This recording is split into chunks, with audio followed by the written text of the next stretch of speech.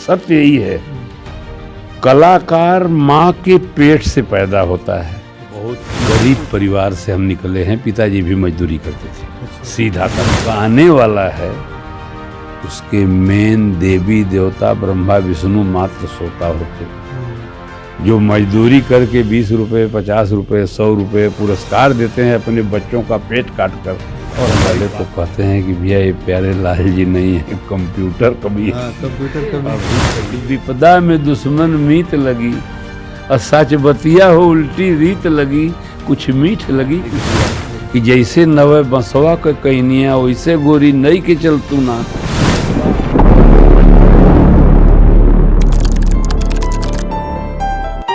नमस्कार, प्रणाम। मैं हूं संतोष और आप देख रहे हैं सौलभ हिंदी। दोस्तों, बिरहा जगत के कलाकारों के इंटरव्यू के सफ़र में एक बार फिर से आप सभी दर्शकों का मैं संतोष स्वागत करता हूं। और आज हमारे साथ एक बड़े ही बुजुर्ग और बहुत ही जो मंच के माध्यम से आप इनको सुनते ही होंगे तो देखे ही होंगे, और बहुत बुजुर्ग हैं और बहुत ही मज़े हुए कलाकार हैं। बड़े कलाकारों में इनकी गिनती होती है। तो जानेंगे इनसे इनके ईश्वर में परिचय। सर, बहुत बहुत स्वागत है आपको बहुत बहुत धन्यवाद। और छोटा सा एक परिचय हम जानना चाहेंगे दर्शकों। हाँ, हम मूल निवासी हैं ग्राम व्यासपुर, पोस्ट बटसरा कला, थाना चौबेपुर, वाराणसी की। जी, यही हमारा मूल निवास है। और इसके आगे जो कुछ आप पूछना चाहते हैं पूछिए, मैं बताऊं। नाम तो इनके चेहरे से आप पहचान ही गए होंगे। नाम इनका दुर्जन यादव है। बहुत ही मंच के माध्यम से बहुत दिन से ये गाते हैं, और बड़े बड़े नाम अगर लिया जाए बिरहा जगत में तो इनका भी सबसे ऊपर नाम आता है। दुर्जन यादव के नाम से लोग जानते हैं मंच के माध्यम से। सबसे बड़ी बात है कि इतना उम्र होने के बावजूद ये मंच पे अभी भी बिरहा गाते हैं। और सर, आपकी उम्र कितनी हो गई है ये बता दीजिए। अब तो 67 साल हो गई उम्र हमारी। अच्छा। 31/12/55 हमारी जन्मतिथि है जी। तो अभी भी आप मंच पे बिरहा गाते हैं? लगातार गाते हैं, डेली गाते हैं। हाँ। तो कब से शुरुआत हुआ आपका? कहाँ से शुरुआत हुआ था इस बिरहा लाइन में? कब से और कहाँ से तो अंतर है। कक्षा 5 में जब हम पढ़ रहे थे, अच्छा, तो कक्षा 5 से हम गाना शुरू किए थोड़ा बहुत। और कक्षा 8 में जब हम पढ़ रहे थे तो उस समय हम मंडल में फर्स्ट आए थे, पूरे मंडल में। और गाने का सिलसिला जो मुकाबला प्रोग्राम है वो सन 72 में जब हम हाई स्कूल पास किए, है ना, उस समय से हमारा मुकाबला हुआ भी किसी पहले दिन किसी और से, तो हमारे बड़े भाई रहे रामदेव यादव जी। अच्छा। अगर पहला मुकाबला भी हुआ तो उनसे हुआ सन 72 में, और तभी से मुकाबला चालू हो गया। हाँ। तो कब से शौक कैसे लगा कि नहीं मुझे बिरहा गाना है? अब शौक क्या लगा, पढ़ाई के दौरान जो मास्टर साहब लोकगीत वगैरह दे देते थे उसको गाते थे। और तो अब गाने लगे तो पूरे जो पढ़ने वाले छात्र थे सब जाते थे कि गाते हैं। कोई फंक्शन पड़ता था स्कूल में, कोई वार्षिकोत्सव पड़ता था, तो प्रथम हमको चुन लिया जाता था। अच्छा। तो वही गाने लगे, और गाते गाते शौक बढ़ते गया। और जब शौक बढ़ते गया तो आगे जाके क्या माई सरस्वती की हम नहीं समझ पा रहे थे कि ऐसा कुछ भी हम गा लेंगे, लेकिन कृपा हुई माता जी की, वही गाने बजाने लगे। कक्षा 5 से ही गाने का शौक लगा, लोकगीत वगैरह। हाँ। तो कक्षा 5 से आप गाते हैं, तो कितना आपकी शिक्षा उस समय कितना तक हुई थी? हाँ, हम हाई स्कूल पास हैं। अच्छा। सन 72 में हाई स्कूल पास हुए। हाई स्कूल के बाद इसके बाद पूरा मतलब लग गए तन मन धन से पूरा एकदम इसी में बस। तो कोई पहले जैसे आपके पिताजी दादाजी वगैरह आपके परिवार में कोई था ऐसा? कोई नहीं था। कोई नहीं? नहीं, हमारे परिवार में कोई गाने बजाने वाला नहीं था भैया। पिताजी जो थे गृहस्थ आश्रम के थे, और बहुत गरीब परिवार से हम निकले हैं। पिताजी भी मजदूरी करते थे। अच्छा। सीधा सा फंडा है। अच्छा। वो गाना क्या गाएंगे, हम क्या गाएंगे। मेन की वही ईश्वर की कृपा हुई या सरस्वती की। हाँ, पिता उता जी को कोई हमारे घर में नहीं गाता होता था इसके पहले से। हाँ तो मतलब आपसे ही शुरुआत हुआ इस बिरहा लाइन। हाँ पूरा बिरहा से ही आपने सब कुछ जो है परिवार में जितना कुछ बनाया वो सब सत्य तो यही है, बिरहा से ही सब कुछ। सत्य यही है। 10 रुपये चाहे 2 रुपये चाहे 1 रुपये हमने कमाया, और जो कुछ आज सामने है, बीघा 2 बीघा जगह है, ज़मीन है, घर है, हवेली है, गाड़ी है, घोड़ा है, सब उन्हीं सरस्वती की कृपा है। और कृपा तो उन दाताओं का है जिन्होंने गाजीपुर, बलिया, बक्सर, आजमगढ़, बम्बई, कलकत्ता गवाह के और हमको पैसे दे दे करके, ये मेरे दाताओं की कृपा है, उनके वजह से ये सब है। जो मेरे सुनने वाले हैं वही मेरे दाता है। हाँ। श्रोता जो सुनने वाले हैं उनके वजह से ही आज हाँ। इस मुकाम पे हैं, और इतने बुजुर्ग होने के बाद भी आज भी मंच पे खड़े होते हैं तो मंच हिल जाता होगा है? अब हम ये सब नहीं कर सकते। आप लोग तो YouTube पे बराबर तो सुनते हैं बिरहा, और आप भी सुनते होंगे तो हमारा जानते नाम डालेंगे, ये तमाम हम 100 बिरहा लेके आपके सामने आ जाएंगे कि हम तो ही बताए कि प्रधान हमारे श्रोता हैं, हम प्रधान नहीं, वो हमको अच्छा से सुन लेते हैं। हम अच्छा गाते नहीं हैं, वो सुनने वाले हमारे अच्छा सुनते हैं, वही लोग गवाते हैं। अच्छा सर, लोग अलग अलग जैसे अखाड़े से गाते हैं, आप? हमारा का अखाड़ा है पत्तू गुरु का। अच्छा। हाँ, गुरु बिहारी, गुरु पत्तू। हमारे अखाड़े में जैसे हम हैं, स्वर्गीय बुल्लू भैया रहे, स्वर्गीय पारसनाथ यादव रहे, स्वर्गीय सिमूरत यादव रहे, ये हमारा अखाड़ा है, अखाड़ा पत्तू गुरु। हाँ। तो जैसे आप के पिताजी भी नहीं थे इस लाइन में, दादाजी भी नहीं थे, और आपसे शुरुआत हुई बिरहा जो संगीत लाइन में, तो क्या आपके जो लड़के हैं उनमें वो लोग भी कुछ मतलब करेंगे इस लाइन में कि नहीं? नहीं, हमारे बच्चे 4 हैं, वो लोग ऐसा कुछ भी नहीं करते हैं, हमने करने भी नहीं दिया। सिर्फ पढ़ाई पे उनके ध्यान दिया कि पढ़ लिख लोगे, शिक्षित हो जाओगे। चूँकि बिरहा का ग्राफ जो है इतना आज पीछे जा चुका है, और गया क्यों मात्र अश्लील गीतों के चलते, है ना। और बिरहा को कोई अन्यथा लेगा, उनको नागवार लगे। गायकों ने राजनीति से जोड़ दिया, श्रोता राजनीति से जोड़ दिए, जबकि बिरहा सबकी होती थी। उस जमाने में हम लोग गाते थे तो ठाकुर, बाभन, यादव, किसी कास्ट के प्रोफेसर, लेक्चरर, प्रिंसिपल, सब लोग बिरहा सुनते थे। आज कुछ ऐसी गीतें आ गए बाजार में, नवयुवक तो जरूर पसंद करते हैं, अच्छे पढ़े लिखे लोग बिरहा में नहीं जाते। हाँ, बताते हैं कि सब बहुत अश्लील गीतों का प्रयोग करते हैं। तो घर में एक लड़का हमारा है, बड़ा वाला लड़के जोगेश हैं, उनके लड़के मनीष हैं। चूँकि पढ़ने में बहुत तेज थे, लेकिन कब सीखे कब गाए हम नहीं समझ पाए। और उनको बड़े बड़े स्कूलों में लोग बुला के गवा लेते थे। तो प्यारे लाल जी हमारे छोटे भाई हैं, चूँकि गीत हमारी वहीं लिखते हैं, उन्होंने कहा कि दुर्जन भैया अगर हमारी बात माने तो आपके जो मनीष पोता हैं, पौत्र हैं, अब इनको कहीं भी ले जाइएगा, ये नहीं जाएंगे। अगर ये चोरी से भी गा लेते हैं बहुत बढ़िया, तो इनको कहीं संगीत विद्यालय में नाम लिखवा दीजिए। तो हमको उनको खैरागढ़ यूनिवर्सिटी है, संगीत के लिए उनका नाम लिखवाया। पैसे तो बहुत लगते हैं, उस संगीत पढ़ते हैं। यूट्यूब पे मनीष लाल का नाम लेने पे वो भी आ जाएंगे। बस यही जो तीसरी पीढ़ी में उनसे बताया कि बेटा अगर गाना ही है तो कुछ ऐसा गाना कि मेरे नाम पे कालिख न लगे। हाँ, इसलिए तुम संगीत सीख लो। तो वही सीखते हैं। बनारस में नवसाधना कला केंद्र है, और उसी यूनिवर्सिटी में ही रहते हैं, वही पढ़ते हैं। और घर में कोई गाने होने वाला नहीं है भैया। लेकिन लग रहा है कि परंपरा जो इन्होंने शुरू की वो हो सकता है तो अब अगली पीढ़ी तक जाए, क्योंकि जो इनके पोते हैं वो इस क्षेत्र से जुड़े हैं, और हो सकता है एक बड़ा नाम बनकर उभरे। क्या होगा वो कौन जानता है। प्यारे लाल जी कभी तो यही बता रहे थे कि भैया आप जैसा गाते हैं तो इसलिए इस बच्चे का नाम संगीत कॉलेज में लिखवाइए, है ना, कि जब भी पढ़ के आएगा तो लौआ पतौआ कुछ नहीं गाएगा, या हारमोनियम पे हाथ भी रखेगा तो लोग समझेंगे कि कुछ विद्वान है, जानकार है। अब क्या कृपा है, हम तो सर्वोपरि बताए ना कि अगर कोई गाने वाला अन्यथा ले ले, मैं तो यही कहता हूँ कि जो गाने वाला है उसके मेन देवी देवता ब्रह्मा विष्णु मात्र सोता होते।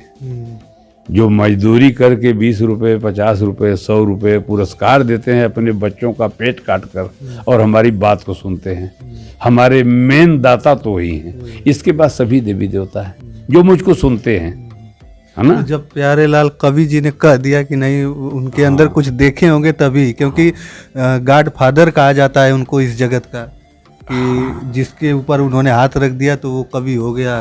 बहुत लोगों को उन्होंने मंच दिया। प्यारे लाल कवि जरूर गॉड फादर हैं। कहने वाले तो कहते हैं कि भैया ये प्यारे लाल जी नहीं है, कंप्यूटर कवि। कंप्यूटर कवि अभी कहिए, अभी लिख देंगे। प्यारे लाल जी ने उस बच्चे को गवाए, अपनी गीतों को गवाए, जो यूट्यूब पे उनकी गीत बजती है, हरिओम में ले जाके रिकॉर्डिंग करवाए। और चूँकि विजय लाल के परिवार से, प्यारे लाल जी के परिवार से, दिनेश निरहू के परिवार से बचपन से ही लगाव रहा है। हम लोग एक साथ ही रहे हैं, रहते हैं, और हो सकता है कि रह सकूँगा जब तक रहूँगा। वो लोग का दामन नहीं छूटेगा। हाँ, इसीलिए तो चाह रहे थे कि जब तक संगीत से इनको जोड़ के रखिए। और आपके पोते को इन्होंने सोचा कि नहीं, अगर ये लाइन से जुड़े रहेंगे तो जुड़ाव आगे तक चलता रहेगा। कुछ उनकी सोच हो, हाँ, जो कुछ सोच हो।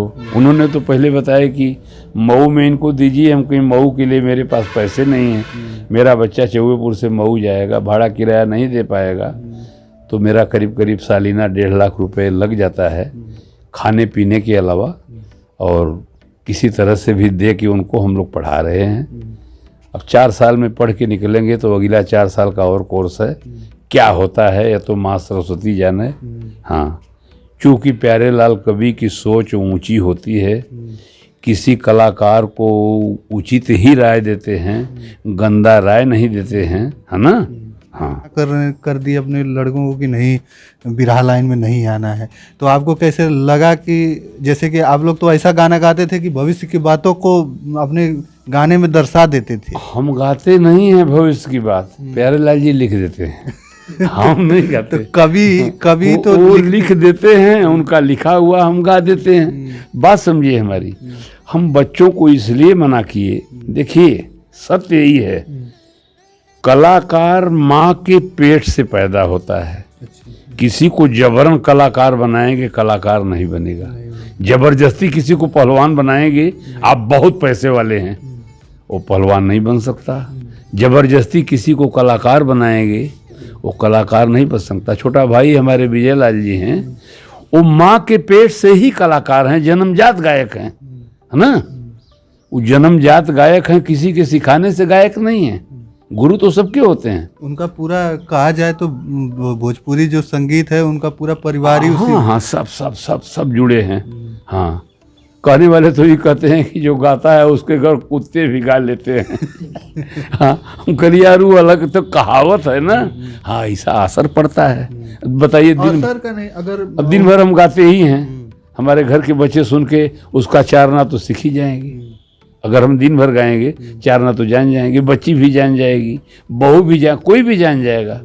हाँ, लेकिन गाना जो मंच पे है, अगर प्रतिभा नहीं होगी तो वो कैसे आए? अब जैसे आपके बच्चे हैं, अगर लाख आप मना किए होते, अगर उनके अंदर वो रहा होता कि नहीं मुझे गाना ही है, तो आप भी नहीं रोक सकते। अरे भाई, मनीष को हम लाख मना किए हैं, मनीष को इतना मना किए हैं, कोई जवाब नहीं है। 12 तक जाते जाते जोर हो गया तो श्री प्यारे लाल जी ने बताया कि दुर्जन भैया, इस लड़के का भविष्य चौपट हो जाएगा।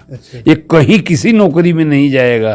पढ़ाना है तो संगीत पढ़ाइए, बढ़िया पढ़ लेगा, ईश्वर की कृपा होगी, संगीत का सरकारी मास्टर भी होकर आ सकता है।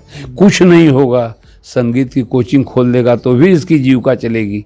किसी भी बच्चे की रुचि होती है। हाँ, आप बहुत पैसे वाले हैं, अपने बच्चे को आप पढ़ा रहे हैं, लेकिन आपको ये भी झांकना होगा कि इसकी रुचि कहाँ है। जबरी आप उसको गणित नहीं पढ़ा पाएंगे। हाँ, अच्छा, पहले के बिरहा में और आज के बिरहा में कुछ अंतर आता है? आप गाते हैं मंच पे। पहले के बिरहा में आज के बिरहा में अंतर लोग बताते हैं, कुछ भी अंतर नहीं है। अंतर इसलिए नहीं है कि पहले जब बिरहा का शुरुआत हुआ तो धुन तरज का समीकरण नहीं था। सुनने वाले उसी को बिरहा जानते थे। तो रामदेव भैया आए, परशुराम भैया आए, सिमरत भैया आए, बुल्लू भैया आए, धीरे धीरे लोगों ने उसमें धुन भरना शुरू किया, चाहे हिंदी फिल्म की धुन, चाहे भोजपुरी की धुन। तो धुन जब भरी जाने लगी तो शादी बिरहा और थोड़ा रोमांटिक हो गई। तो उसी आधार से जैसे जैसे तर्ज बदलती गई वैसे वैसे बिरहा में तर्ज रखी जाने लगी, है ना। सुनने वालों का रुझान बढ़ा।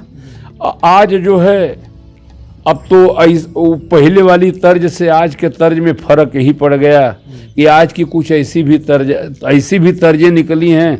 भोजपुरी वाले बाबू लोग गा देते हैं जिसको माँ बहन बेटी नहीं सुन पाएगी, लेकिन गाने वाले कलाकारों की मजबूरी है, बेचारे 10 रुपये के लिए उसको भी गा ही लेते हैं। फरमाइश हो गई, वो फरमाइश हो गई तो उसको गाना पड़ेगा।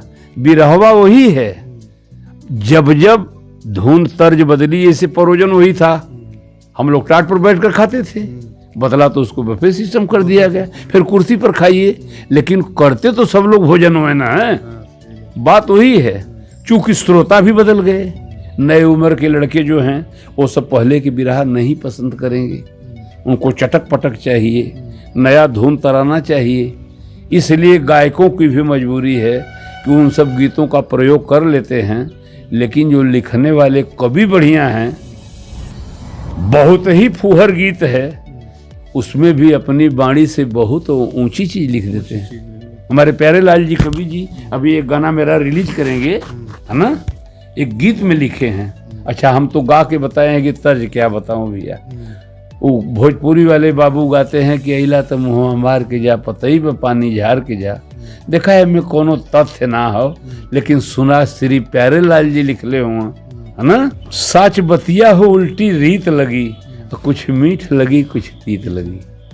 अब एक पतई पे पानी झारे वाला पाई भाई वो लिखले हुआ, विपदा में दुश्मन मीत लगी। हमारा गाना बहुत जल्दी रिलीज करेंगे, बहुत जल्दी रिलीज करेंगे, हो सकता है 4-6 दिन में बीते।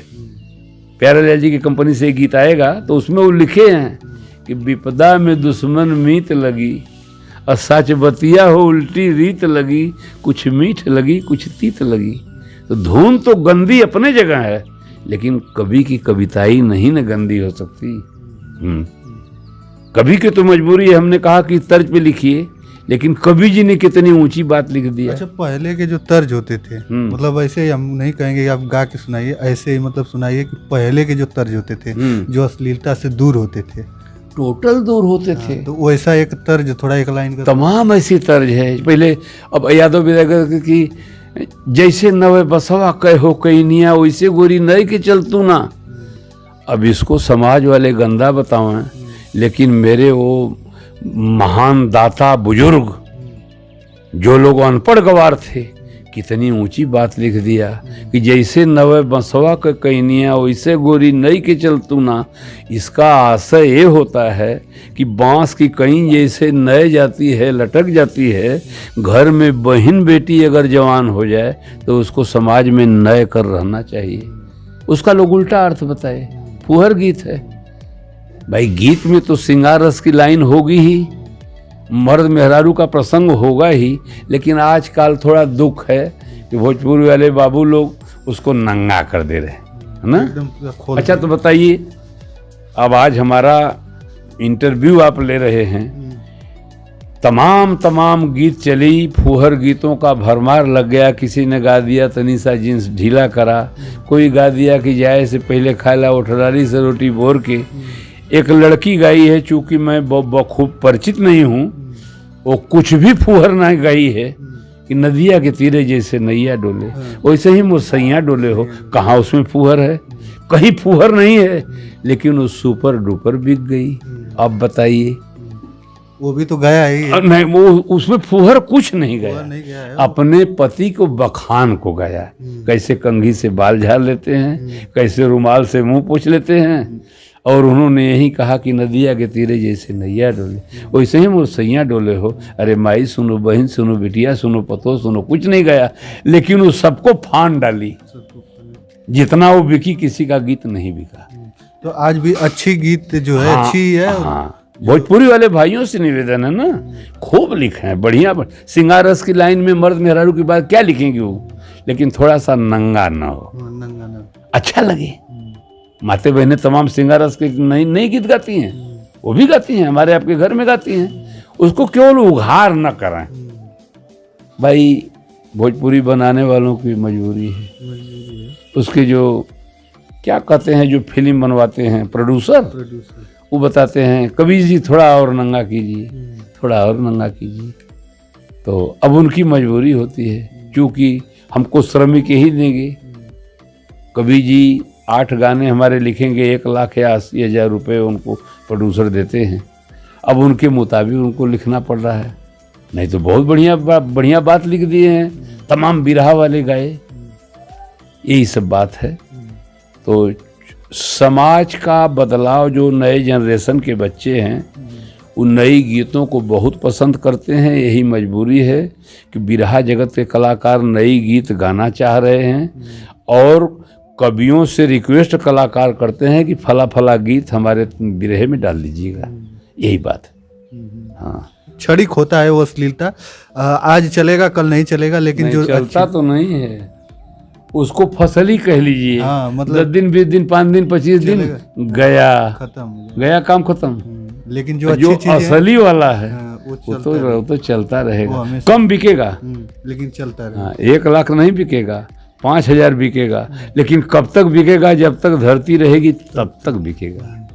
और 1,00,000 1 महीना बिकेगा, फिर नहीं बिकेगा, इतना अंतर है। हाँ। अरे भाई सीधी सी बात है, मूंगफली लोग सड़क पे रख कर बेच रहे हैं, हर सड़क पे ऐसे ही बेच रहे हैं। तो क्या मूंगफली की जो पुरानी दुकान है वो बंद थोड़ी है, नहीं, उसका रेट कहीं अलग है, सड़किया के भाव में नहीं देगा। यही बात है, यही बात गीतों का है।